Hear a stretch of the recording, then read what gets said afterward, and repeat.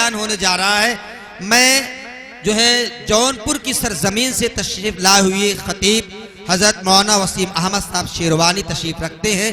بلا تاخیر میں انہیں شعر کے ساتھ دعوت سخن دیتا ہوں کہ صحابہ نے کٹا دی گردن اس دین کی خاطر، صحابہ نے کٹا دی گردن اس دین کی خاطر، اور وطن کو چھوڑ دیتے تھے اسی تلقین کی خاطر، وطن کو چھوڑ دیتے تھے اسی تلقین کی خاطر، اور پلا ہے خون اطہر سے یہ پودا ہے مسلمانوں، پلا ہے خون اطہر سے یہ پودا ہے مسلمانوں، اب اس کی پتیاں مرجھا رہی ہیں اے مسلمانوں۔ میں بڑے ادب احترام سے حضرت والا سے گزارش کرتا ہوں آپ تشریف لائیں اور اپنے مواعظ حسنہ سے ہم تمام لوگوں کو مستفیض فرمائیں۔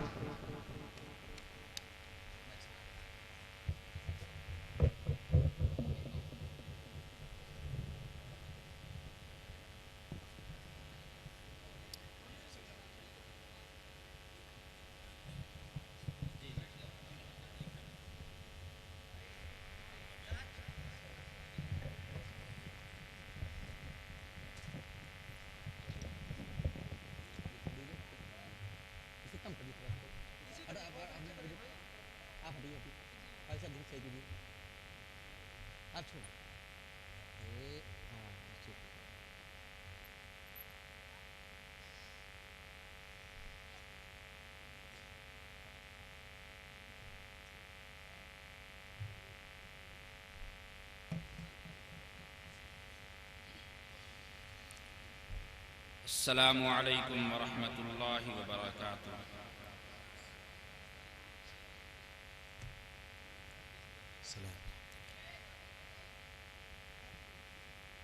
الحمد للہ رب العالمین، والصلاة والسلام على سید الانبیاء والمرسلین، وعلى آلہ وصحبہ اجمعین، اما بعد فأعوذ بالله من الشيطان الرجيم، بسم الله الرحمن الرحيم، محمد رسول الله والذين معه أشداء على الكفار رحماء بينهم، تراهم ركعا سجدا يبتغون فضلا من الله ورضوانا إلى آخر الآية۔ وقال النبي صلى الله عليه وسلم: مثل أصحابي في أمتي كالملح في الطعام، لا يصلح الطعام إلا بالملح۔ وقال النبي صلى الله عليه وسلم: من سب أصحابي فعليه لعنة الله والملائكة والناس أجمعين۔ وقال النبي صلى الله عليه وسلم: إذا رأيتم الذين يسبون أصحابي فقولوا لعنة الله على شركم، أو كما قال النبي صلى الله عليه وسلم: صدق الله مولانا العظيم، وصدق رسوله النبي الكريم، ونحن على ذلك لمن الشاهدين والشاكرين۔ حضور آئے تو کیا کیا ساتھ نعمت لے کے آئے ہیں،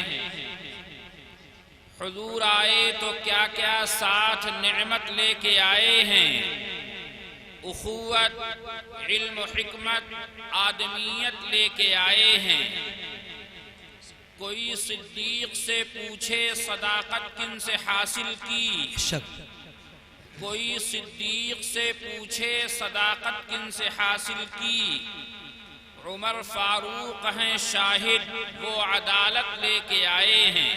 بہت کہا عثمان نے میری سخاوت ان کا صدقہ ہے، کہا عثمان نے میری سخاوت ان کا صدقہ ہے، علی دیں گے شہادت، وہ شجاعت لے کے آئے ہیں۔ حضرات علماء کرام، قابل قدر بزرگوں بھائیوں اور رشتہ اسلام کی پاکیزہ خواتین ماؤں اور بہنوں، ہم سب کا یہ عقیدہ ہے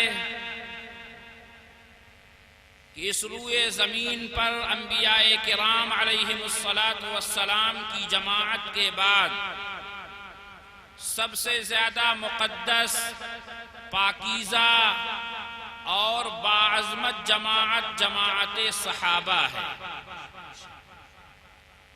اس جماعت کا ہر فرد اللہ رب العالمین کا منتخب شدہ ہے۔ کوئی یمن سے آیا، کوئی ایران سے آ رہا ہے، کوئی حبشہ کا رہنے والا ہے، کوئی مکہ المکرمہ کا ہے۔ پروردگار عالم نے ساری انسانیت سے چھانٹا، منتخب کیا اور جناب محمد الرسول اللہ صلی اللہ علیہ وسلم کے قدموں میں لا ڈالا۔ خود قرآن پاک نے اس کا بار بار اعلان کیا، ہوا جتباکم، وہ اللہ ہے جس نے تمہیں منتخب کیا۔ کہیں فرمایا ثم اورثنا الکتاب الذین اصطفینا من عبادنا، کہ اس کتاب قرآن پاک کا وارث بنایا ہم نے اپنے ان بندوں کو جنہیں ہم نے بندوں میں سے چنا اور چھانٹا اور منتخب کیا۔ اللہ رب العالمین نے اپنے محبوب صلی اللہ علیہ وسلم کو جو دین عطا کیا وہ تمام ادیان میں سب سے عمدہ، جسے اسلام کہا جاتا ہے۔ قرآن کہتا ہے ان الدین عند اللہ الاسلام۔ جو کتاب عطا کی وہ تمام کتابوں میں افضل، بہتر، پرانی کتابوں کی جامع اور کچھ اور دیگر اور زائد مضامین پر مشتمل۔ پروردگار نے اس کی حفاظت کا ذمہ لیتے ہوئے فرمایا انا نحن نزلنا الذکر وانا لہ لحافظون۔ اپنے پاک پیغمبر کو اللہ نے جو قبلہ دیا وہ کعبہ مکرم، فرمایا ان اول بیت وضع للناس للذی ببکۃ مبارک۔ سب سے پہلا گھر جو اس روئے زمین پر لوگوں کے واسطے بنایا گیا وہ مکہ میں ہے، جو ہدایت ہے اور رحمت ہے سارے جہان کے لیے۔ اللہ نے اپنے پاک پیغمبر کو جو چیزیں عطا فرمائی ہیں وہ کائنات میں سے منتخب فرما کر عطا کی ہیں، تو جو یار اور صحابہ دیے ہیں وہ بھی منتخب فرما کر۔ بے شک حادثے کی بنیاد پر نہیں آئے۔ مکہ کے رہنے والا ابو جہل ہے، اس کے اندر صلاحیت نہیں تھی، دھتکار دیا گیا۔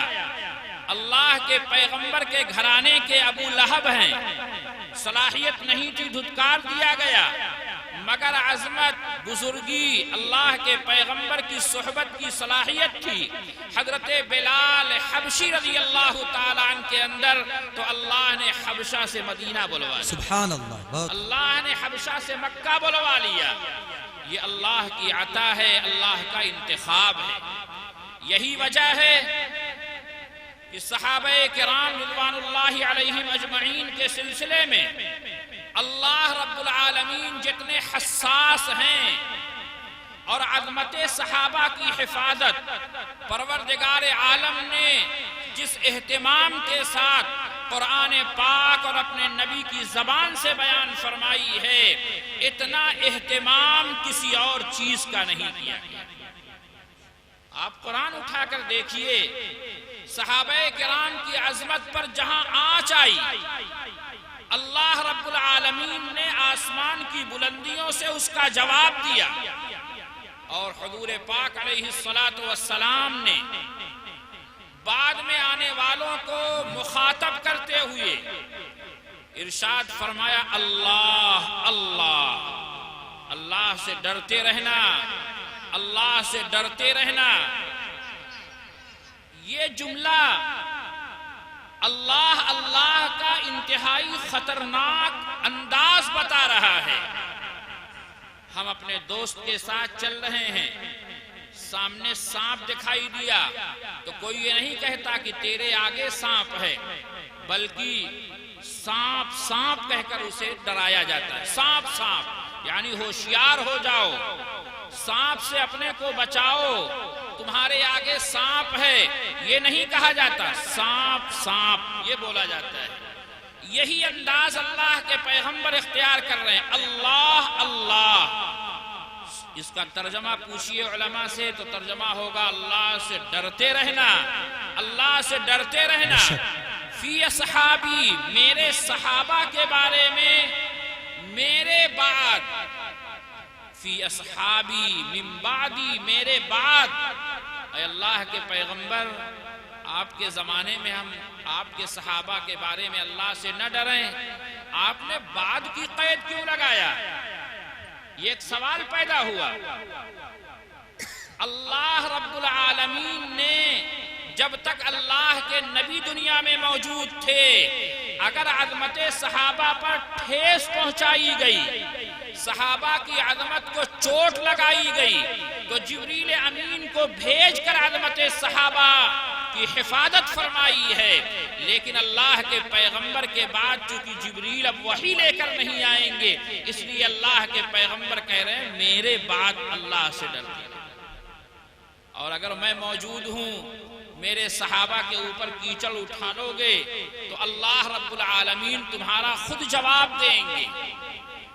ایک صحابی ہیں، غزوہ بنو المصطلق، ایک غزوہ ہوا، اللہ کے پیغمبر علیہ السلام اس غزوے سے واپس آ رہے ہیں، ایک مقام پر پڑاؤ ڈالا گیا، کسی بات پر انصار اور مہاجرین کے چند جوانوں میں کچھ کہا سنی ہو گئی، جوان تھے، بات میں بات آگے بڑھ گئی، لیکن اللہ کے پیغمبر علیہ السلام آئے، معاملے کو رفع دفع کرایا، صلح صفائی ہو گئی۔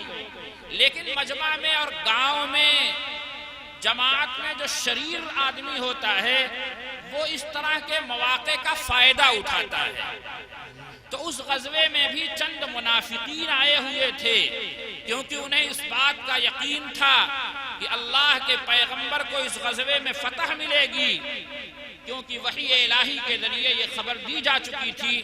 اس لیے منافقین جہاد کے تمنا میں نہیں بلکہ مال غنیمت حاصل کرنے کی لالچ میں اس غزوے میں شریک ہوئے تھے۔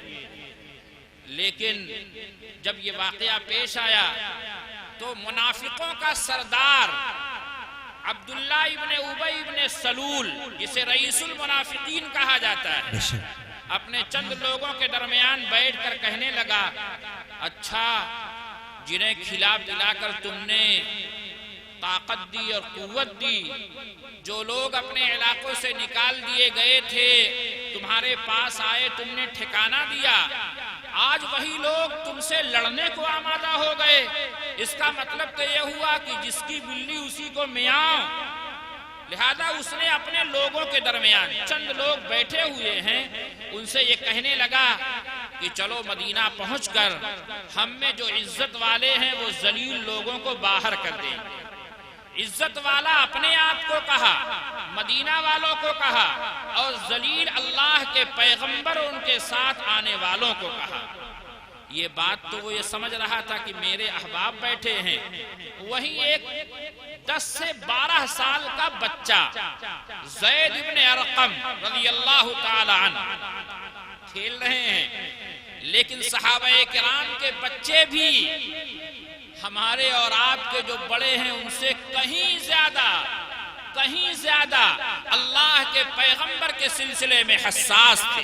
بے شک وہ یہ سوچ ہی نہیں سکتے تھے کہ اللہ کے نبی علیہ السلام کے سلسلے میں کوئی زبان درازی کرے اور ہم برداشت کر جائیں، اس کا تصور نہیں تھا۔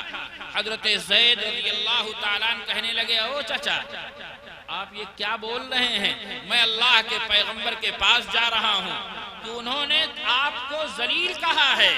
کہنے لگا ارے بھتیجے ہم تو مذاق میں بات کر رہے تھے, ارے ایسے ہی کوئی بات نہیں. جیسے بچوں کو اس نے گویا کی رفع کرنے کی کوشش کیا, لیپنے کی کوشش کیا, مگر ان سے برداشت نہیں ہوا. اللہ کے پیغمبر علیہ الصلوۃ والسلام کی خدمت میں آ کر واقعہ عرض کر دیا.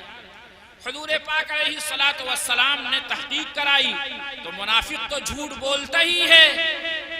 جھوٹ بولنا جن کے مذہب کا شعار ہو اور علامت ہو, ان کے یہاں جھوٹ بولنا کوئی بھی غیر معمولی بات نہیں ہے. منافقوں کی علامت ہے جھوٹ بولنا. علامت المنافقی ثلاث, 3 علامتیں ہیں منافق کی. ایک حدیث میں فرمایا گیا اربع من کن فیہ کان منافقا خالصا, جس کے اندر 4 باتیں ہوں وہ پکا منافق ہے.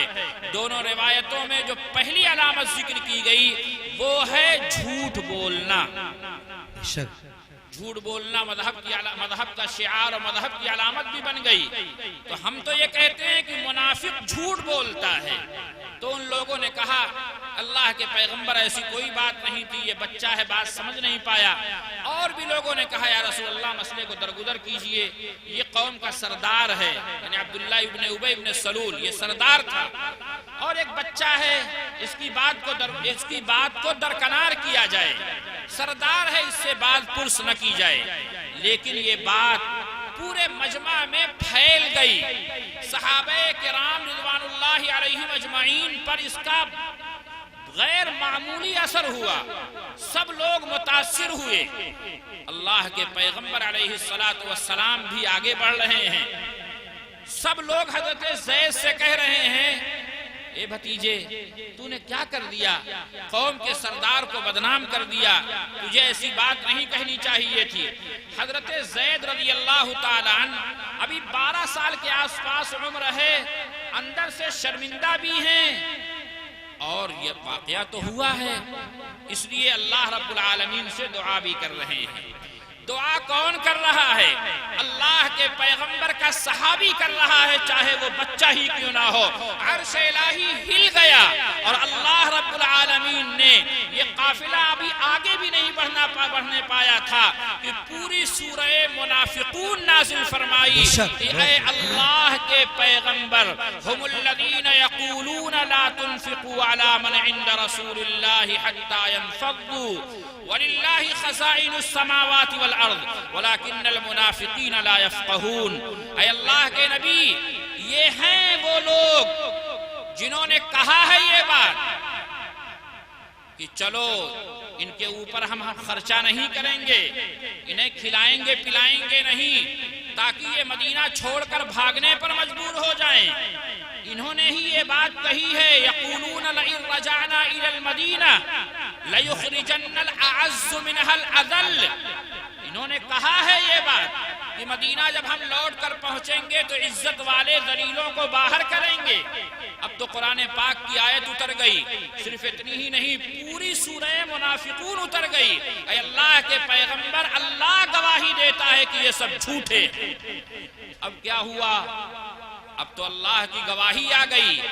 یہ آسمان سے گواہی کیوں اتاری جا رہی ہے؟ کیونکہ مسئلہ ایک صحابی کی عظمت کا آ گیا تھا. اللہ کے پیغمبر خاموش ہو گئے, سب لوگ ایک صحابی کو لعن طعن کرنے لگے, اور صحابی وہ بچہ ہی کیوں نہ ہو.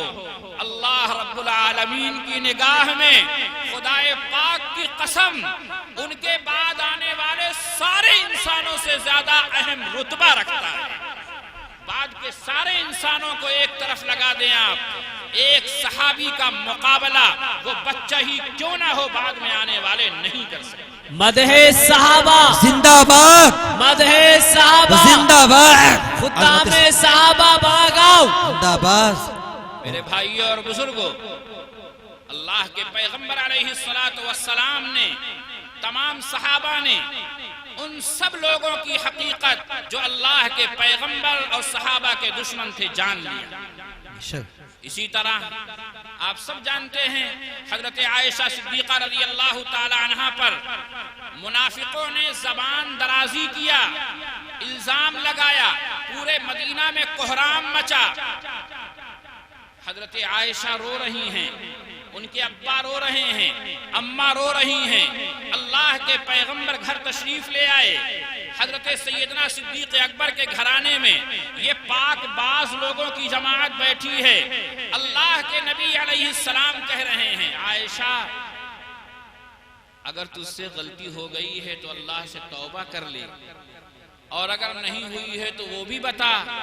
حضرت عائشہ کیا کہتی ہیں؟ اپنے ابا کی طرف دیکھ کر اشارہ کیا روتے ہوئے، ابا آپ کچھ بولیں۔ حضرت صدیق اکبر رونے لگے، بیٹی کا مسئلہ ہے، پورے مدینہ میں کوہرام مچا دیا ہے منافقوں نے۔ اماں کی طرف دیکھا، اماں بھی آنسو پوچھنے لگی۔ پھر حضرت عائشہ رضی اللہ تعالی عنہ نے اتنا جملہ کہا، اے اللہ کے پیغمبر آپ نے ایک بات سنی، دل میں بیٹھ گئی، اگر میں یہ کہہ دوں کہ مجھ سے یہ غلطی ہوئی ہے، خدا جانتا ہے کہ نہیں ہوئی ہے، تو آپ تو یقین کر لیں گے، اور اگر یہ میں کہوں کہ مجھ سے یہ غلطی نہیں ہوئی، میرا دامن بالکل پاک ہے، تو آپ اسے کو ماننے کو تیار نہیں ہوں گے۔ دل میں ایک بات بیٹھ چکی ہے، میں تو اس وقت وہی کہتی ہوں جو یوسف کے ابا نے کہا تھا۔ حضرت عائشہ کہتی ہیں مارے غم کے مجھے حضرت یعقوب علیہ السلام کا نام بھی یاد ہے۔ اور پھر اس کے بعد حضرت عائشہ رضی اللہ تعالی عنہ اللہ کے حضور ہاتھ اٹھا دیتی ہیں، ہاتھ اٹھا ہے اللہ کے پیغمبر کی زوجہ کا، صحابیہ کا، اور بات آئی ہے حضرت صحابہ کے ایک فرد حضرت عائشہ کی عظمت اور پاک دامنی کی۔ پروردگار عالم نے سورہ نور اتار کر 18 آیتوں میں حضرت عائشہ رضی اللہ تعالی عنہ کی پاک دامنی کو بیان کیا۔ جزاک اللہ، بہت ماشاء جب اللہ۔ باری عظمت صحابہ پر حملہ کی آتی ہے تو اللہ رب العالمین کا عرش تھرا جاتا ہے۔ جبریل امین صرف یہ نہیں کہ اے اللہ کے پیغمبر آپ جو کچھ سوچ رہے ہیں وہ غلط ہے، یہ نہیں، قرآن کی آیات بنا کر اتار دی گئی، یہ قیامت کی صبح تک پڑھا جاتا رہے گا، اور جب قیامت آنے والی ہوگی تو قرآن کے حروف اٹھا لیے جائیں گے، اور یہ قرآن آج بھی لوح محفوظ میں محفوظ ہے اور ہمیشہ ہمیش کے لیے محفوظ رہے گا۔ گویا کہ قرآن محفوظ رہے گا تو عظمت عائشہ، نعرہ تکبیر، عظمت صحابہ، مدح صحابہ۔ میرے بھائیوں اور بزرگوں، صحابہ کرام کے ایک ایک فرد کو لیں گے اگر آپ کو اسی طرح کی قرآن پاک میں بکھری ہوئی مثالیں ملیں گی۔ ایک نابینا صحابی ہیں، اللہ کے پیغمبر علیہ السلام کی خدمت عالیہ میں آتے ہیں۔ اللہ کے نبی علیہ السلام اس وقت کچھ مکہ المکرمہ کے مشرکین کفار کے سرداروں سے، جس میں ولید ابن مغیرہ تھا اور بھی کچھ لوگ تھے، بات کر رہے تھے۔ بات کیا ہو رہی تھی؟ اپنے گھر اور پراپرٹی کا مسئلہ تو بیان نہیں ہو رہا تھا، کوئی ذاتی مسئلے پر ڈسکس نہیں ہو رہی تھی، دین کی بات ہو رہی تھی۔ اللہ کے پیغمبر کی خواہش یہ تھی کہ یہ اگر سردار قسم کے لوگ ایمان میں آ جائیں گے تو پھر پورے عرب میں اسلام کے پھیلنے کی راہ آسان ہو جائے گی۔ اتنے میں وہ نابینا صحابی حضرت عبداللہ ابن ام مکتوم تشریف لے آئے۔ وہ جانتے نہیں ہیں کون بیٹھے ہیں اور کیا ہو رہا ہے، انہوں نے آتے ہی کہا السلام علیکہ یا رسول اللہ۔ اس کے بعد فرمایا حضرت عبداللہ ابن ام مکتوم نے علمنی ما علمک اللہ یا رسول اللہ، اے اللہ کے پیغمبر علیہ السلام، اللہ نے جو باتیں آپ کو سکھلائی ہیں، جو علم آپ کو عطا کیا ہے، مجھے بھی کچھ سکھلا دیجئے۔ اللہ کے پیغمبر علیہ السلام نے یہ سوچ کر کہ یہ تو اپنا ہے، 24 گھنٹہ دروازہ کھلا ہے، جب چاہے گا آ جائے گا، اور یہ چغادری جو بیٹھے ہیں میرے پاس، مکہ کے یہ سرداران جو بیٹھے ہیں، ان کا ہاتھ آنا تو مشکل ہے، آج موقع ملا ہے بات کرنے کا، بات کر لوں۔ اتنے ہی سوچا تھا اللہ کے پیغمبر نے، اور چہرہ ذرا سا بگڑ گیا۔ قرآن پاک میں اللہ رب العالمین نے محبت بھری ڈانٹ پلاتے ہوئے کہا عبسا وتولا ان جاءہ الاعمى وما يدریک لعلہ یزکا. فی صحف مکرمہ آگے آ رہا ہے. کئی آیات حضرت عبداللہ ابن ام مکتوم کی عظمت اور شان میں قرآن نے اتار دیا. عبسا تیوری چڑھائی, چیب جبی ہوئے, وتولا اور چہرہ پھیر لیا, ان جاءہ الاعمى اس وجہ سے کہ آپ کے پاس ایک نابینا آیا. وما یدریک لعلہ یزکا, اے نبی جی آپ کو کیا خبر, شاید یہی سنورتا, نصیحت قبول کرتا, آپ کا پیغام دل میں بیٹھاتا. آپ ان کے چکر میں پڑے ہیں جو آپ کی بات مانتے نہیں. یہ جو آپ کے پاس سیکھنے آ رہے ہیں ان سے آپ نے چہرہ موڑ لیا. اللہ کے پیغمبر علیہ السلام کو اللہ رب العالمین نے شفقت اور پیار بھری ڈانٹ پلائی اور دنیا والوں کو یہ بتا دیا وہ عبداللہ ابن ام مکتوم جن کی آنکھوں میں روشنی نہیں ہے مگر ہزار آنکھوں کی روشنی رکھنے والے سرداران قریش اور مکہ المکرمہ کے مالداروں سے زیادہ اہمیت اللہ رب العالمین کی نگاہ میں ان کی ہے. بہت ماشاءاللہ. جب بھی اس کے بعد حضرت عبداللہ ابن ام مکتوم تشریف لاتے تو انہیں دیکھ کر اللہ کے پیغمبر علیہ السلام کہا کرتے تھے مرحبا بمن عاتبنی بہی ربی. اس شخص کو مرحبا اور خوش آمدید اور ویلکم ہے جس کی وجہ سے پروردگار نے مجھ پر غصہ فرمایا. یہ جملہ کہا کرتے تھے. میرے بھائیوں اور بزرگوں, صحابہ کرام کی عظمت, صحابہ کرام کی محبت یہ ایمان کی علامت ہے.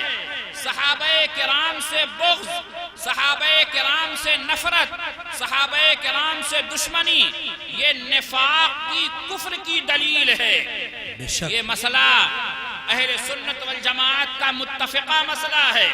قاضی عیاض نے اپنی مشہور کتاب الشفا میں 50 مشاہیر اور تابعین کے اقوال نقل کرتے ہوئے یہ بات لکھی ہے کہ بغض صحابہ نفاق کی علامت ہے اور حب صحابہ ایمان کی دلیل ہے. صحابہ ایمان ہیں, صحابہ عین ایمان ہیں.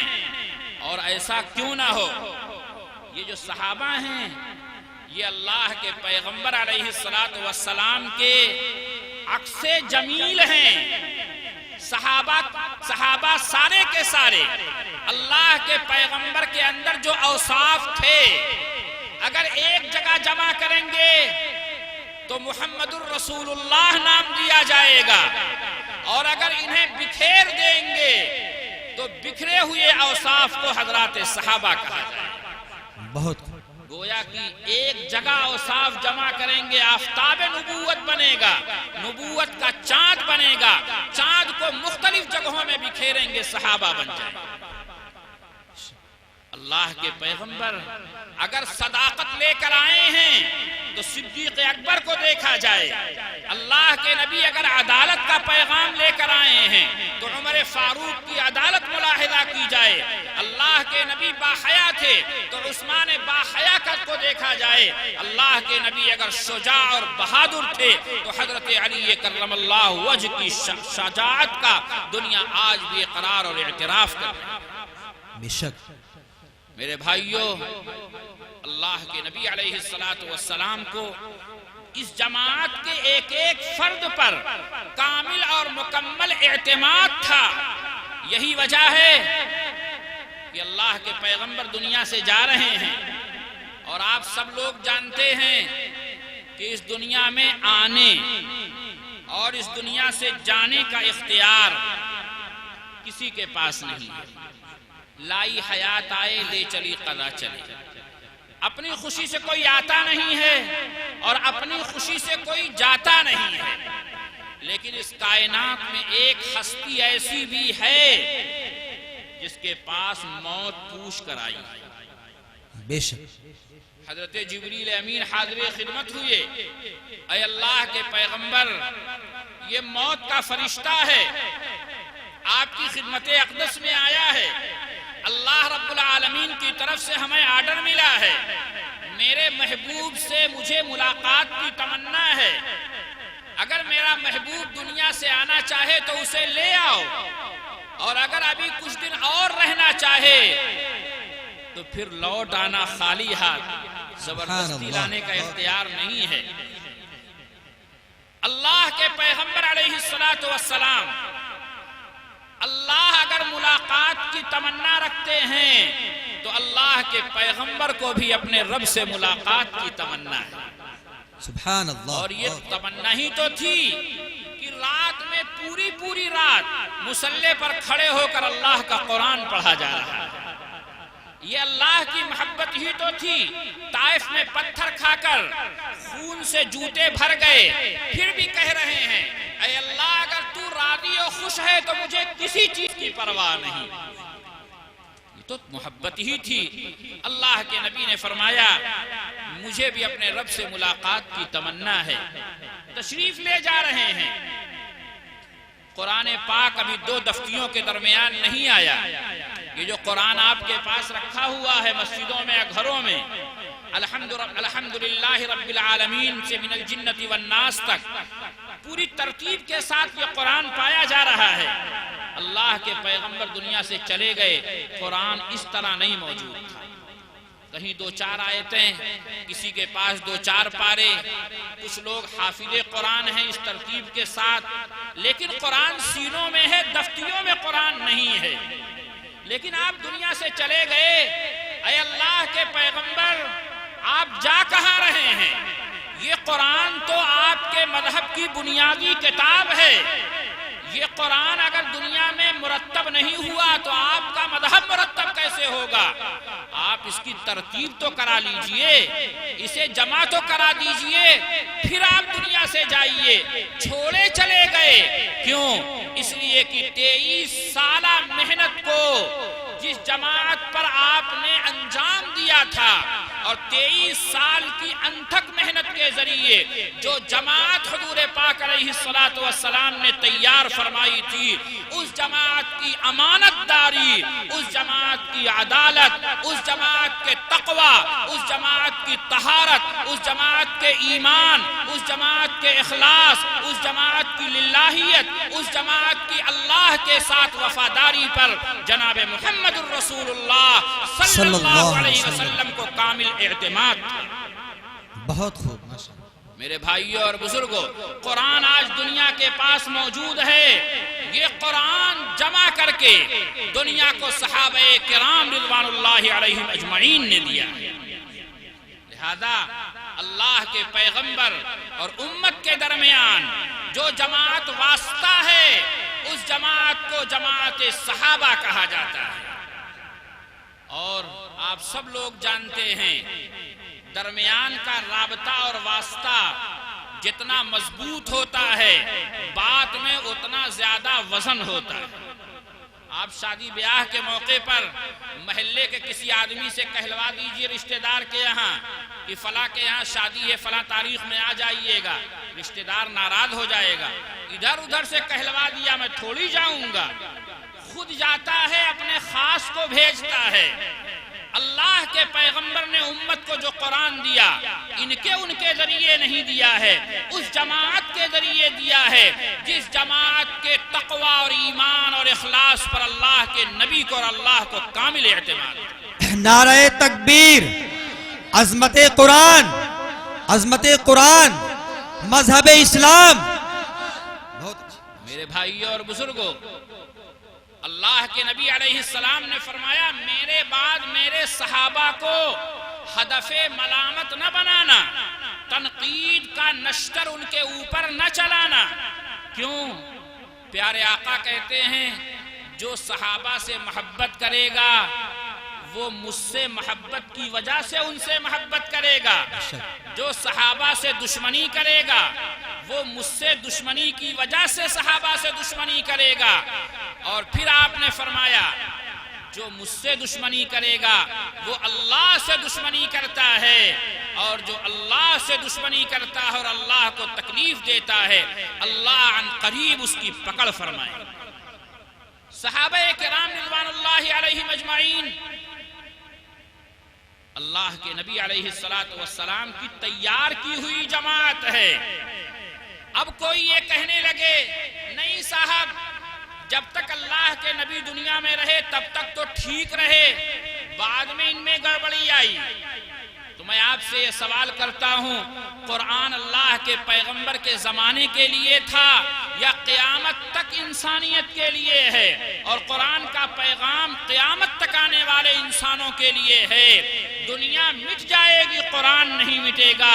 کل حشر کے میدان میں بھی قرآن کھڑا رہے گا، اور قرآن آئے گا تو صحابہ کی عظمت کا بیان بھی آئے گا۔ اور آپ سب نے یہ بات سنی ہوگی کہ اللہ کے پیغمبر کے اخلاق قرآن کی شکل میں دنیا کو دیے گئے ہیں، اور جنت میں جنتیوں کو حضرت آدم کا قد، حضرت عیسیٰ علیہ السلام کی عمر، حضرت یوسف علیہ السلام کا حسن، حضرت سلیمان علیہ السلام کی حکومت، حضرت داؤد کا لحن اور ان کی آواز دی جائے گی، اور ہر جنتی کو جناب محمد الرسول اللہ صلی اللہ علیہ وسلم کے اخلاق دیے جائیں گے۔ اور اخلاق کیا ہیں؟ ہماری اور آپ کی والدہ اماں عائشہ نے فرمایا اللہ کے پیغمبر کے اخلاق قرآن ہیں، گویا کہ جنت میں بھی جو اخلاق چلیں گے وہ قرآن مجید کے اخلاق ہوں گے۔ جب جنت میں قرآن چلے گا تو قرآن کا بیان بھی تو چلے گا۔ اب ذرا قرآن پاک سے پوچھئے یہ صحابہ کا ایمان کیسا تھا؟ قرآن گواہی دے گا، وَاعْلَمُوا أَنَّ فِيكُمْ رَسُولَ اللَّهِ، جان لو، یہ بات یاد رکھو، تمہارے درمیان اللہ کے رسول رہتے ہیں۔ صحابہ سے خطاب ہو رہا ہے، قرآن جس زمانے میں اتر رہا ہے اس زمانے میں میں نہیں تھا، آپ نہیں تھے۔ وَاعْلَمُوا أَنَّ فِيكُمْ، تمہارے درمیان اللہ کے رسول ہیں۔ کن کے درمیان تھے؟ ابو بکر کے درمیان، عمر کے درمیان، عثمان کے درمیان، علی کے درمیان، طلحہ و سعید کے درمیان، عبد الرحمن ابن عوف کے درمیان، ابو عبیدہ، ابو سعید، حضرت بلال حبشی، حضرت ابو موسیٰ اشعری، عبداللہ ابن مسعود، حضرت عمر ابن العاص، حضرت امیر معاویہ صاحب الایمان والاتقان امیر معاویہ ابی سفیان کے درمیان تھے۔ تو قرآن کہہ رہا ہے تمہارے درمیان اللہ کے رسول ہیں، تم بڑے جذباتی ہو اسلام کے بارے میں۔ لو یطیعکم فی کثیر من الامر لعنتم، اگر تمہارے جذبات کے مطابق اللہ ہر بات کا فیصلہ کرنے لگے تو تم مصیبت میں مبتلا ہو جاؤ گے۔ جیسے ہم اور آپ حالات ذرا سا خراب ہوتے ہیں تو ہمارا نوجوان بولتا ہے مولانا لوگ جہاد کا فتویٰ دے دیتے ہیں تو آرے پار ہو جاتا ہے، بولتے نا جملہ۔ اگر آپ کے فیصلے اور جذبے کے مطابق فیصلہ ہونے لگے تب تو زندگی مصیبت بن جائے گی۔ کیا فیصلہ لینا ہے وہ اللہ جانتے ہیں۔ صحابہ یہ چاہتے تھے ہر دم قربانی، اسلام کے لیے مر مٹنا، یہ صحابہ کا خاص مزاج تھا، لیکن اللہ کہتے ہیں نہیں، تمہارے فیصلے اور چاہت کے مطابق اگر اسلام اتارا جائے، حکم اتارا جائے تو تم مشقت اور پریشانی میں مبتلا ہو جاؤ گے۔ وَلَكِنَّ اللَّهَ حَبَّبَ إِلَيْكُمُ الْإِيمَانِ، لیکن اللہ نے تمہارے دلوں میں ایمان کو محبوب بنا دیا ہے، پسندیدہ بنا دیا ہے۔ حببا، حببا، اسی سے محبت بنا ہے، اور محبت کا مرکز کیا ہے؟ دل ہے۔ یعنی تمہارے دلوں میں ایمان کو گھسا دیا گیا ہے، نکلے گا نہیں۔ اسی پر بات بس نہیں کی گئی، دل کے اندر ایمان ہے، اتنے پر بس نہیں کیا گیا۔ وَزَيَّنَهُ فِي قُلُوبِكُمْ، اور تمہارے دلوں کو ایمان کے ذریعے سے سنوار دیا گیا ہے، گویا کہ اندر بھی ایمان ہے، باہر اس کا خول بھی ایمان کا ہے۔ ایمان کے اندر دل ہے اور دل کے اندر ایمان ہے۔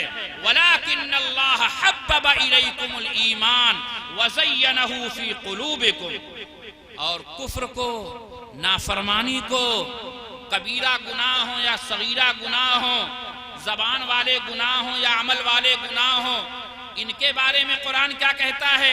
وَكَرَّهَ إِلَيْكُمُ الْكُفْرَ وَالْفُسُوقَ وَالْعِصْيَانَ، اور اللہ نے ناپسندیدہ بنا دیا ہے۔ میں نے بنایا، آپ نے بنایا، کسی اور نے بنایا تو کہا جا سکتا تھا دھوکہ ہو گیا۔ اللہ نے بنایا جو دلوں کا بھید جانتا ہے، جو دلوں کے حالات جانتا ہے، وہ دل اس لائق تھے کہ ایمان کا انہیں مرکز بنایا جائے اور ایمان کے اندر انہیں داخل کر دیا جائے۔ اللہ کہتے ہیں کفر کو، نافرمانی کو، گناہ کو ناپسندیدہ بنا دیا۔ یہیں پر بات اگر ختم ہو جاتی تب بھی بہت بڑی بات ہو چکی ہے، لیکن اللہ نے آگے کیا فرمایا؟ اولئک ھم الراشدون، یہی لوگ ہیں جو ہدایت یافتہ ہیں، ہدایت یاب ہیں، صحیح ڈگر پر چلنے والے ہیں، صراط مستقیم پر چل رہے ہیں۔ اولئک ھم الراشدون۔ بات یہاں بھی ابھی مکمل نہیں ہوئی، تذکرہ اپنے پیاروں کا ہو رہا ہے۔ کوئی پوچھ دیتا ہے، نئی شادی ہوئی، بیوی اچھی ملی، ساتھیوں نے پوچھ دیا بیوی کا کیا حال، تو آدھا گھنٹہ تک اس کا حال بیان کر دیا۔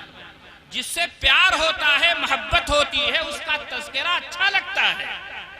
حضرت موسیٰ سے اللہ نے پوچھا تھا، اے موسیٰ وما تلک بیمینک یا موسیٰ، موسیٰ آپ کے ہاتھ میں کیا ہے؟ تو جواب یہ تھا کہ اللہ پاک لاٹھی ہے، عصا ہے، اتنا ہی کہہ کے خاموش ہو جاتے۔ مگر اللہ نے جب یہ پوچھا کہ ہاتھ میں کیا ہے تو کہنے لگے اللہ پاک قال ہی عصایا، یہ میری لاٹھی ہے، میرا عصا ہے، اتوکئ علیہا، اس پر ٹیک لگاتا ہوں، واہش بہا علی غنمی، اور اپنی بکریوں کے لیے پتیاں جھاڑتا ہوں، اور بھی اور کام لیتا ہوں۔ اب مفسرین یہ کہتے ہیں کہ پوچھا تو گیا تھا کیا ہے اور اس سے کرتے کیا ہو، یہ تو سوال تھا نہیں، مگر حضرت موسیٰ نے لمبا جواب کیوں دیا؟ تو اس کا جواب دیا جاتا ہے کہ جس سے محبت ہوتی ہے، جب بات کرنے کا موقع ملتا ہے تو اندر کی چاہت ہوتی ہے کہ لمبی لمبی بات ہو، اور لمبی لمبی بات، یہ جتنے نوجوان بیٹھے ہیں بہت لمبی لمبی بات کرتے ہیں، دبئی والے تو اور زیادہ، سعودیہ والے 1 بجے رتیا میں ٹیلی فون کریں گے، اپنی جب ڈیوٹی سے فارغ ہو کر آئیں گے، اب یہاں وہ بیچاری سو رہی ہے دن بھر کھٹ کے، اوہ 2 گھنٹہ 3 گھنٹہ پریشان کرتے ہیں نا بھائی، جو لوگ سعودیہ رہتے ہیں وہ جانتے ہیں۔ تو جس سے پیار ہوتا ہے اس کا تذکرہ محبتوں کے ساتھ کیا جاتا ہے۔ تو اللہ رب العالمین نے اپنے محبوب کے محبوبوں کا، اپنے پیارے پیغمبر کے یاروں کا جب تذکرہ شروع کیا تو صرف اتنا نہیں کہا کہ یہ ایمان والے ہیں، بلکہ ایمان کی کوالٹی بیان کی، کفر سے، نافرمانی سے نفرت بیان کی، اور ان کا ہدایت پر باقی رہنا بیان کیا۔ یہاں بھی بات مکمل نہیں کیا، آگے کیا فرمایا؟ فضلا من اللہ ونعمہ، یہ لوگوں سنو، یہ ہم نے اپنے فضل سے، اپنے انعام و احسان سے صحابہ کی جماعت کو یہ نعمتیں عطا کی ہیں، یہ اعزاز عطا کیا ہے، یہ ایمان سے محبت، یہ کفر سے نفرت۔ پھر صحابہ کرام کے تقوی کی بات آئی تو قرآن پاک نے کہا وَأَلْزَمَهُمْ كَلِمَةَ التَّقْوَى وَكَانُوا أَحَقَّ بِهَا وَأَهْلَهَا وَكَانَ اللَّهُ بِكُلِّ شَيْءٍ عَلِيمًا، اور لازم کر دیا ہے اللہ نے اس جماعت کے لیے تقوی کو، پرہیزگاری کو لازم کیا۔ جیسے سکے کے اوپر ٹھپا لگا دیا جاتا ہے تو سکے سے ٹھپا جدا نہیں ہوتا، جس طرح سورج سے روشنی جدا نہیں ہوتی، جس دن سورج کی روشنی چھین لی جائے گی اس دن کائنات کا نظام درہم برہم ہو جائے گا، وہ قیامت کا دن ہوگا۔ اور جب تک یہ دنیا باقی ہے سورج نکلے گا روشنی ہوتی رہے گی، سورج نکلے گا دھوپ ہوتی رہے گی، جس طرح سورج کے لیے دھوپ ضروری ہے ویسے ہی صحابہ کے لیے تقوی ضروری ہے۔ وَأَلْزَمَهُمْ كَلِمَةَ التَّقْوَى، صحابہ کے لیے تقوی کو اللہ نے لازم کر دیا ہے۔ تو اب کوئی کہہ سکتا تھا ہاں اللہ پاک لازم تو کر دیا مگر بعد میں سب گڑبڑ ہو گئے۔ اللہ نے فرمایا اے غافل انسان، تو بدنیت ہے، 2 منہا ہے، جاؤ کسی اور گھاٹ سے پانی پینا۔ میں نے لوگوں کو مطمئن کر دیا اللہ نے یہیں پر بات نہیں ختم کی، آگے کیا فرمایا؟ وَكَانُوا أَحَقَّ بِهَا. یہ علماء بیٹھے ہیں، لفظ احق یہ جو جملہ ہے یہ سارے انسانوں کے مقابلے میں بولا جا رہا ہے، جسے عربی زبان میں اس میں تفضیل کہا جاتا ہے. جیسے اللہ اکبر میں اکبر ہے نا، اس کا ترجمہ ہوگا اللہ ہر چیز سے بڑا ہے، یعنی جتنی چیزیں ہیں، سورج، چاند، آسمان، زمین، اللہ سب سے بڑا ہے. وہی ہے لفظ احق. کائنات میں جتنے انسان انبیاء کے بعد آئے ہیں، موجود ہیں، قیامت تک آئیں گے، تمام لوگوں کے مقابلے میں تقوی کے سب سے زیادہ حقدار صحابہ کرام ہیں. حقدار ہیں، یہ حق رکھتے ہیں. اب قرآن پاک یہاں بھی خاموش نہیں ہوا، آگے اسی کے ساتھ ایک جملہ اور لگایا، وَكَانُوا أَحَقَّ بِهَا وَأَهْلَهَا. یہ نہیں کہ اللہ نے دے دیا مگر اہل نہیں تھے. کبھی کبھی ہوتا ہے نا، کوئی عہدہ ہوتا ہے، آدمی اپنے رشتہ دار کو دے دیتا ہے مگر اہل نہیں ہوتا.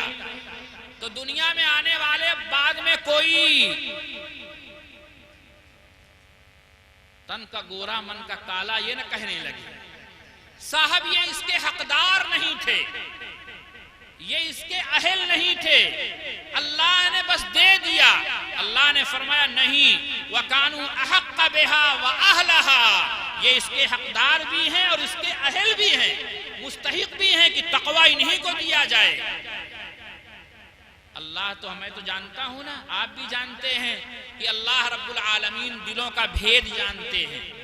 ان اللہ علیم بذات الصدور، ہم لوگ جانتے ہیں، ہمارا عقیدہ بھی ہے.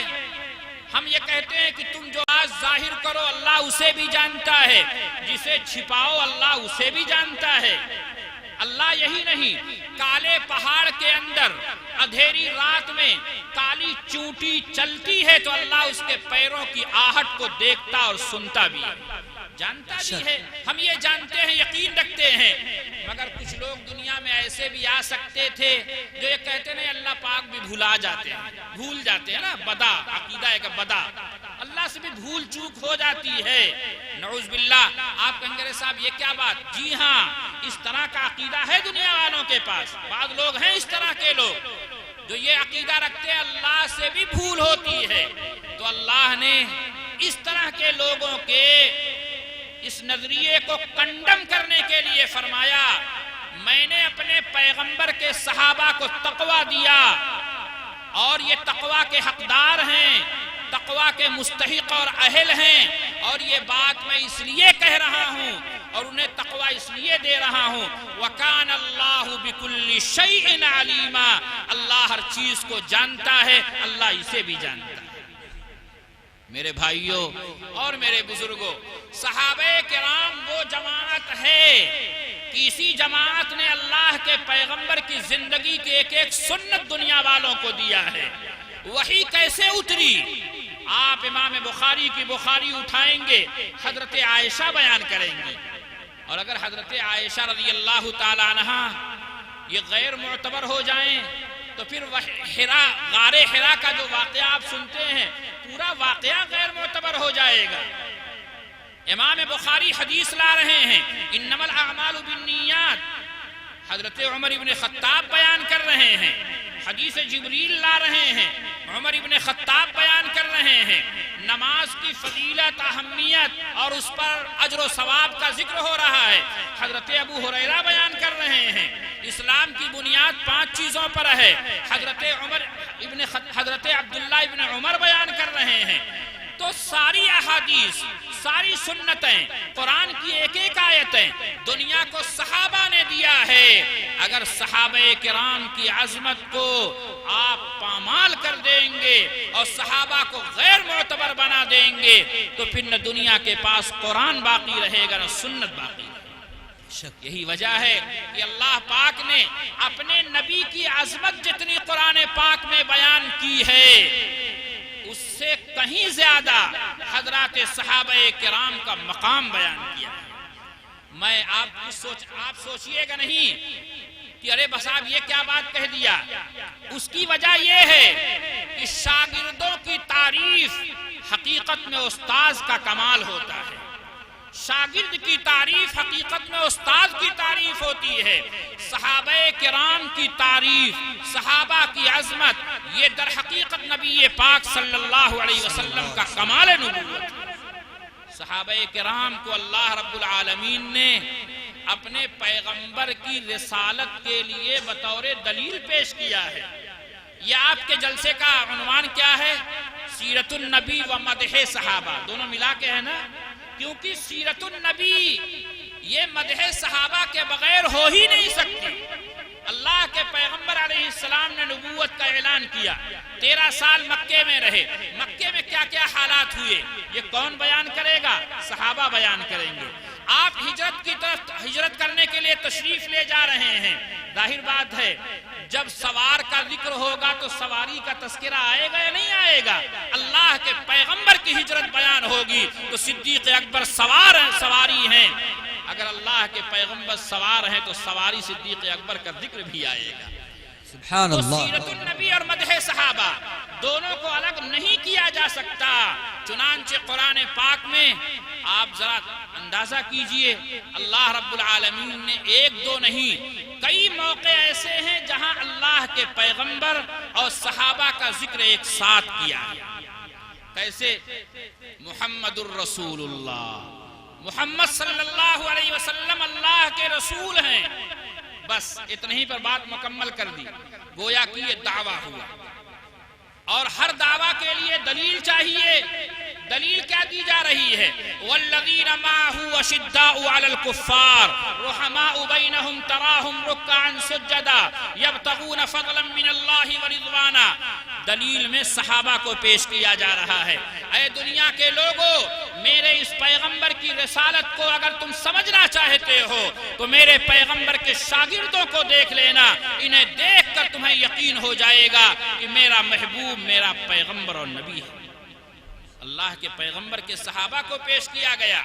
اللہ کے نبی کا بیان تو ان مختصر سے جملوں میں آیا، محمد الرسول اللہ، اللہ کے نبی کا بیان آ گیا۔ اب تقریباً 7-8 آیتوں میں لمبا ذکر صحابہ کرام کا آ رہا ہے۔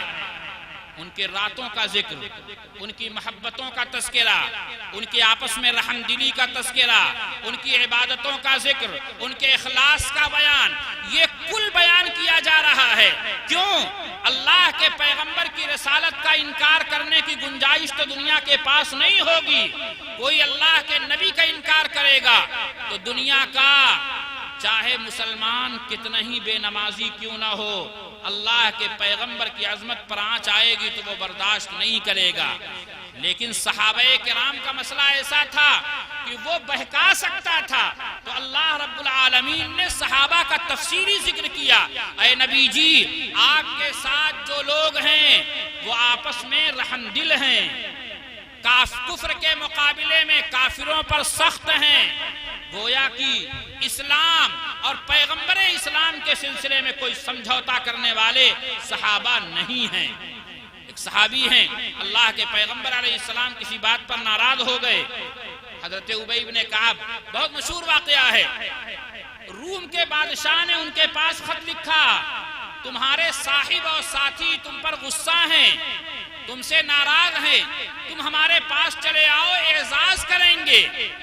خط لیا، تندور میں ڈال کر جلا دیا اور اللہ کے آگے رونے لگے، یا اللہ، میرے محبوب مجھ سے ناراض ہو گئے تو کافر بھی میرے ایمان پر لالچ کرنے لگا، کافر مجھے ایمان سے پھیرنے لگا۔ حضرت علی مرتضی اور حضرت امیر معاویہ رضی اللہ تعالیٰ عنہ میں اجتہادی مسئلے کی بنیاد پر آپس میں ایک جنگ ہوئی۔ روم کے بادشاہ نے حضرت امیر معاویہ کو خط لکھا، میں اپنی فوج لے کر آتا ہوں، آپ میرے ساتھ مل جائیے، دونوں مل کر علی پر حملہ کریں گے اور عرب کی حکومت میں آپ کے قدموں میں ڈال دوں گا۔ حضرت امیر معاویہ رضی اللہ تعالیٰ عنہ نے فرمایا، او رومی کتے، اگر تو ہمارے اختلاف کا ناجائز فائدہ اٹھا کر حضرت علی کرم اللہ وجہ پر حملہ کرنے کا ارادہ بھی بنائے گا تو یاد رکھنا، ان کی فوج کی پہلی صف کا پہلا فرد جو نکل کر تمہاری فوج پر حملہ آور ہوگا اس کا نام امیر معاویہ ہوگا۔ سبحان اللہ۔ کی لڑائیاں آپس کی اجتہاد کی بنیاد پر تھی، اور ہر اختلاف برا نہیں ہوتا، ہر اختلاف برا نہیں ہوتا۔ اس کو ایک مثال کے ذریعے میں سمجھاؤں، ہم دو بھائی آپس میں 10 سال لگاتار کاروبار میں محنت کرتے ہیں، 25 لاکھ روپیہ ہم نے اور آپ نے اکٹھا کر لیا۔ اب دونوں بھائیوں نے پلان بنایا کہ اس کی زمین خریدی جائے تاکہ بچوں کے رہنے سہنے کا انتظام ہو۔ ایک بھائی کا مزاج یہ بنا کہ شاہ گنج بازار میں 25 لاکھ کی زمین لی جائے تاکہ ساری آسانیاں اور سہولتیں بازار والی مل جائیں۔ یہ مخلص ہے یا بدنیت ہے؟ مخلص ہے۔ لیکن ایک بھائی کہتا ہے نہیں، بس اسی گاؤں کے اندر 25 لاکھ کی زمین لیں گے تو 2 بیگھہ مل جائے گی، 4 لڑکا آپ کے ہیں، 5 لڑکا میرے ہیں، سب کا بڑا بڑا مکان بن جائے گا، تھوڑا سا آگے لان بھی بن جائے گا، کتنا اچھا منظر و ماحول ہوگا۔ یہ کہتا نہیں بازار میں لو تاکہ بازار کی سہولتیں اور آسانیاں، وہاں ہاسپٹل ہے، وہاں ریلوے اسٹیشن ہے، بس اسٹاف ہے، آنے جانے کی سہولتیں ہیں، وہاں لیا جائے۔ یہ بھی مخلص ہے اپنے کہنے میں، جو گاؤں میں لینا چاہتا ہے وہ بھی مخلص ہے۔ یہ اختلاف برا تو نہیں ہے، ہر آدمی اپنی نیت میں مخلص ہے، کسی کو برا نہیں کہا جائے گا، سمجھنے کے اپنے اپنے انداز ہیں۔ اسی طرح کا اختلاف صحابہ میں آیا، اگر آیا ہے اللہ کی مصلحت تھی، ایک واقعہ ہوا میرے بھائیوں اور بزرگوں۔ تو میں عرض یہ کر رہا تھا، صحابہ کرام رضوان اللہ علیہم اجمعین کا تعارف جب اللہ تذکرہ چھیڑتے ہیں تو لمبا لے جاتے ہیں۔ محمد صلی اللہ علیہ وسلم کے صحابہ آپس میں رحم دل ہیں۔ کوئی یہ کہتا ہے نہیں صاحب ان میں بڑی دشمنی تھی، یہ افواہ تو کسی دشمن نے اڑائی ہے، ہم میں اور تم میں جدائی ہوگی، یہ افواہ تو کسی دشمن نے اڑائی ہوگی۔ حضرت علی کرم اللہ وجہ، حضرت صدیق اکبر، لوگ کہتے صاحب بڑا اختلاف تھا۔ آپ ذرا تاریخ اٹھا کر دیکھیے، حضرت فاطمہ الزہرا بیمار ہیں، ان کی تیمارداری کرنے کے لیے جو خاتون آ رہی ہیں وہ کون ہیں؟ اسماء بنت عمیس۔ یہ بیوی کس کی ہیں؟ حضرت سیدنا صدیق اکبر رضی اللہ تعالی عنہ کی بیوی ہیں۔ میری بیوی بیمار ہوگی، طبیعت خراب ہوگی تو میں تیمارداری کے لیے دشمن کی عورت بلاؤں گا یا دوست اور محبوب کی عورت بلاؤں گا؟ یہ انسیت کا زمانہ ہے، یہ دل کی تسلی دینے کا زمانہ ہے۔ دشمن کی بیوی نہیں، محبوب اور دوست کی بیوی آئے گی۔ حضرت فاطمہ الزہرا کی تیمارداری حضرت صدیق اکبر کی بیوی کر رہی ہیں۔ حضرت فاطمہ الزہرا کا انتقال ہو گیا، کس نے غسل دیا؟ حضرت اسماء بنت عمیس اور ان کی بہن حضرت سلمہ بنت عمیس جو حضرت امیر حمزہ کی بیوی تھی۔ دونوں بہنوں نے غسل دیا ہے، دونوں بہنوں نے کفن پہنایا ہے۔ یہ دوستی ہے یا دشمنی ہے؟ یہ دشمنی نہیں، دوستی ہے۔ قرآن بول رہا ہے رحماء بینہم، یہ آپس میں رحم دل ہیں، کفر کے مقابلے میں سخت ہیں۔ ان کی عبادتوں کا حال دیکھنا ہو، تراہم رکعا سجدا یبتغون فضلا من اللہ ورضوانا، یہ انہیں دیکھو گے تو رکوع میں دیکھو گے، سجدے میں دیکھو گے، یہ کیوں نمازیں پڑھ رہے ہیں، یہ کیوں عبادتیں کر رہے ہیں، یہ رات دن اللہ کی تابعداری کیوں کر رہے ہیں؟ کوئی یہ کہنے لگے صاحب بعد میں یہ وزارت لینا چاہتے تھے، بعد میں یہ خلافت لینا چاہتے تھے، بعد میں یہ دنیا لینا چاہتے تھے۔ قرآن سے پوچھئے، قرآن کہتا ہے یبتغون فضلا من اللہ ورضوانا، یہ جو کچھ کر رہے تھے اللہ کا فضل اور اللہ کی رضامندی کے طلبگار تھے۔ قرآن پھر ان کی علامتیں بیان کرتے ہوئے اخیر جو جملہ قرآن بولتا ہے وہ یہ کہتا ہے وعد اللہ الذین آمنوا وعملوا الصالحات منہم مغفرة واجرا عظیما، وعدہ کیا ہے اللہ نے اس جماعت کے ہر فرد سے کہ اللہ رب العالمین انہیں مغفرت عطا کرے گا اور بڑا بدلہ عطا کرے گا۔ تو آپ یہ سوال کر سکتے ہیں بڑا بدلے کا تذکرہ پہلے لایا جاتا، معافی اور مغفرت کا تذکرہ بعد میں لایا جاتا۔ اللہ رب العالمین نے چونکہ بعد میں آنے والوں کا حال جانتے تھے، اس لیے اللہ رب العالمین نے دنیا دنیا والوں کی زبان بند کر دی کہ اگر میرے محبوب کے محبوبوں اور صحابہ سے کوئی غلطی بھی تمہیں نظر آ جائے تو تم اعتراض کرنے کا حق نہیں رکھتے. غلطی میری جناب میں کیا ہے اور میں نے ان سے معافی کا وعدہ کر لیا ہے. جب میری جناب میں غلطی کیا اور اللہ کہتے ہیں میں نے معاف کر دیا تو پھر اب کسی اور کو اعتراض کا کوئی حق باقی نہیں رہ جاتا. لہذا ہم اہل سنت والجماعت کا یہ عقیدہ ہے کہ صحابہ کرام رضوان اللہ علیہم اجمعین کا ہر فرد اس دنیا سے گیا ہے تو گناہوں سے بالکل پاک صاف ہو کر گیا ہے. جاتے ہوئے اس دنیا سے اس کے اوپر گناہ کا دھبا بھی نہیں تھا اگر کسی صحابی سے کوئی غلطی ہوئی ہے. کیونکہ ہم اہل سنت والجماعت اس بات کا عقیدہ رکھتے ہیں غلطیوں سے اور گناہوں سے معصوم صرف انبیاء کی جماعت ہے. صحابہ سے غلطیاں ہو سکتی ہیں لیکن پروردگار نے انہیں گناہوں سے معافی عطا فرما کر اسی طرح محفوظ کر دیا ہے گناہوں سے جس طرح انبیاء کے دامن پر گناہ آئے نہیں. صحابہ کے دامن پر اگر گناہ آئے تو باقی نہیں بچے. گویا کہ صحابہ اور انبیاء کی مثال ایسی بنی کہ انبیاء کرام ایسے ہیں جیسے نیا کپڑا، صحابہ ایسے ہیں جیسے دھلا کپڑا. نہ گندگی اس پر ہے نہ گندگی اس پر ہے. اور اللہ کے پیغمبر نے اب دنیا والوں کو بتا دیا. میرا وقت چونکہ پورا ہو رہا ہے اس لیے میں جلدی میں چند باتیں عرض کرتا ہوں. اللہ کے پیغمبر علیہ السلام نے دنیا والوں کو بتا دیا میرا ہر صحابی میری نبوت کا نمونہ ہے. میرا ایک صحابی اگر ایران پہنچا، اگر روم پہنچا، اگر بحرین و یمن پہنچا، ہندوستان آیا، کسی سرزمین میں اگر میرا کوئی صحابی پہنچ جائے گا اس کی تم اتباع اور اقتداء کرو گے تو میرے صحابی کا ہر عمل ہدایت کی شاہراہ ہوگا. اللہ رب العالمین ہر صحابی کی اقتداء کی بنیاد پر تمہیں ہدایت کے راستے پر چلائے گا. بے شک میرے صحابہ ستاروں کے مانند ہیں جن کی بھی اتباع کرو گے ہدایت یاب ہو جاؤ گے. قرآن بولتا ہے فَإِنْ آمَنُوا بِمِثْلِ مَا آمَنْتُمْ بِهِ فَقَدْ اهْتَدَوْا. اگر دنیا والے اے میرے صحابہ میرے پیغمبر کے یارو تمہاری طرح ایمان لائیں گے، ان کی نمازیں تمہاری نمازوں کی طرح، ان کی اذانیں تمہاری اذانوں کی طرح، ان کے روزے تمہارے روزے کی طرح، ان کے حج تمہارے حج کی طرح، ان کے اخلاق تمہارے اخلاق کی طرح ہوں گے تو وہ لوگ ہدایت یاب ہوں گے. اور اگر میرے صحابہ کے ذریعے سے آیا ہوا جو دین ہے اس کی ڈگر سے لوگ ہٹ جائیں گے تو پھر وہ کتنا خوبصورت مذہب دنیا کو کیوں نہ پیش کریں، اللہ کی نگاہ میں اس کی قدر و قیمت نہیں ہوگی. میں یہاں پہنچ کر ایک بات کبھی کبھی کہا کرتا ہوں.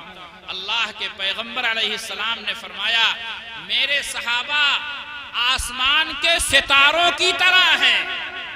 جس طرح تاریک راتوں میں بھٹکے ہوئے قافلے ستاروں کو دیکھ کر اپنی منزل معلوم کرتے ہیں، ایسے ہی ضلالت و گمراہی کی عمیق خانیوں میں اور کفر و شرک کی ضلالتوں اور تاریکیوں میں انسانیت کو اگر ہدایت چاہیے تو وہ میرے یار اور میرے صحابہ ہیں.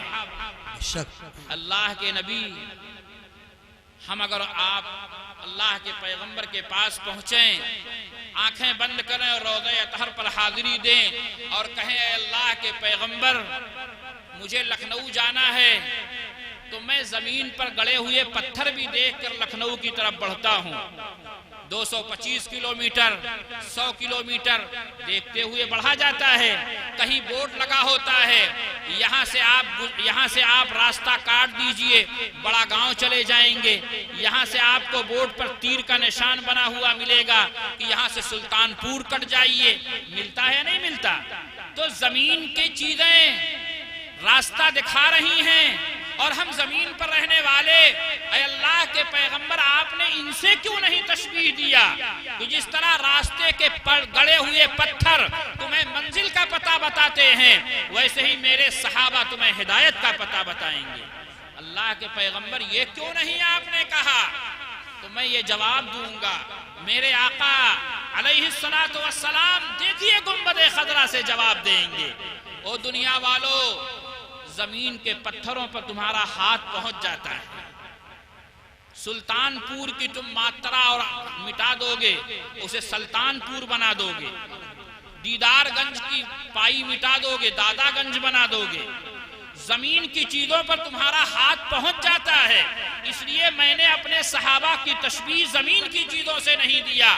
جس طرح آسمان کے ستاروں کی بلندیاں کبھی بھی چھینی نہیں جا سکتی ہیں، ویسے ہی میرے صحابہ کی عظمت کی بلندیاں بھی نہیں چھینی جا سکتی۔ بے شک بہت 1400 سال کا زمانہ گزر گیا، صحابہ کرام کی تشبیہ ستاروں کے ذریعے اللہ کے نبی نے دے کر دنیا والوں کو یہ بتا دیا، جس طرح ستاروں کی چمک 1400 سال کی محنتوں کے بعد بھی چھینی نہیں جا سکی ہے، ویسے ہی عظمت صحابہ کی چمک بھی ایمان والوں کے دلوں سے نکالی نہیں جا سکی۔ میرے بھائیوں اور بزرگوں، اللہ کے پیغمبر علیہ السلام کا دین اپنانا ہے، شریعت محمدیہ لینی ہے، پیغام محمدی اپنانا ہے، شریعت کی ڈگر پر چلنا ہے۔ تو میں اخیر میں اس حدیث کا ترجمہ کرتا ہوں۔ پیارے آقا نے فرمایا، میرے صحابہ کی مثال دین میں ایسی ہے جیسے کھانے میں نمک۔ نمک اگر کھانے میں نہ ڈالا جائے، کیا پکایا آپ نے؟ صاحب 2 کلو گوشت کے اندر 2000 کا مسالہ ڈالا ہے میں نے، لیکن نمک نہیں ڈالا گھر والی نے، کھانا لذیذ نہیں بنے گا۔ کتنا خوبصورت مذہب دنیا کو آپ دکھلا رہے ہیں، بڑی رنگینیاں آپ داخل کر دے رہے ہیں، لیکن صحابہ کرام سے اس کا سلسلہ نہیں مل رہا ہے، حضرات صحابہ کرام کا طرز اس کے اندر نہیں ہے۔ یاد رکھیے، اللہ کے پیغمبر فرما رہے ہیں، وہ دین نہیں بنے گا، وہ تمہارے منہ پر مار دیا جائے۔ بے شک میرے صحابہ کی مثال دین میں ایسی ہے جیسے کھانے میں نمک، اور نمک کے بغیر جس طرح کھانا درست نہیں ہوتا، ویسے ہی میرے صحابہ کے بغیر دین معتبر نہیں۔ یہ جتنے اصحاب مصطفیٰ ہیں سب اہل ایمان کے مقتدیٰ ہیں، یہ جتنے اصحاب مصطفیٰ ہیں سب اہل ایمان کے مقتدیٰ ہیں، یہی وہ سرچشمہ ہدیٰ ہیں جن سے سب فیض پا رہے ہیں۔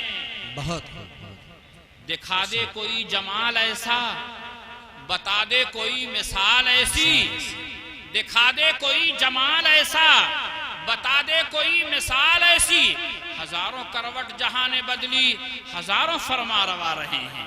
اللہ تعالیٰ مجھے اور آپ کو عظمت صحابہ کے لیے زندہ رہنے اور عظمت صحابہ پر مرنے کے لیے قبول فرمائے، اور شان صحابہ بیان کرنے کے لیے اللہ ہر طرح کے خوف سے ہمارے دلوں کو آزاد فرمائے۔ آمین وآخر دعوانا الحمدللہ رب العالمین۔ جزاک اللہ۔ صحابہ جتنے ہیں مانند ہیں ستاروں کے، صحابہ جتنے ہیں مانند ہیں ستاروں کے، نبی کے بزم میں گورا نہ کوئی کالا تھا۔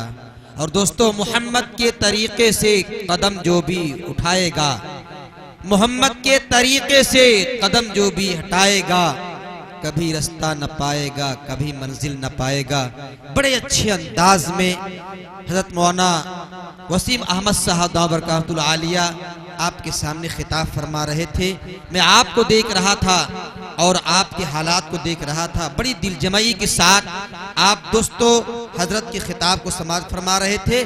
اور آج تو حالات ایسے ہیں میرے دوستو، آج جب امت کو دیکھا جاتا ہے اور امت کے کارناموں کو دیکھا جاتا ہے، امت کے اخلاق کو دیکھا جاتا ہے، امت کے کردار کو دیکھا جاتا ہے، اور حالات حاضرہ پر نظریں پڑتی ہیں، تو ایک شعر یاد آتا ہے کہ آج ابو بکر ہوتے تو یہ حالت ہوتی، آج ابو بکر ہوتے تو یہ حالت ہوتی، گر عمر ہوتے تو کیا کفر کو طاقت ہوتی، اور ہوتے عثمان تو ہم کو نہ دینامت ہوتی، گر علی ہوتے تو ہم کو نہ یہ ذلت ہوتی۔ اور ہائے اسلام تیرے چاہنے والے نہ رہے، ہائے اسلام تیرے چاہنے والے نہ رہے، جس کا تو چاند تھا اب وہ تیرے حالے نہ رہے۔ میرے دوستو،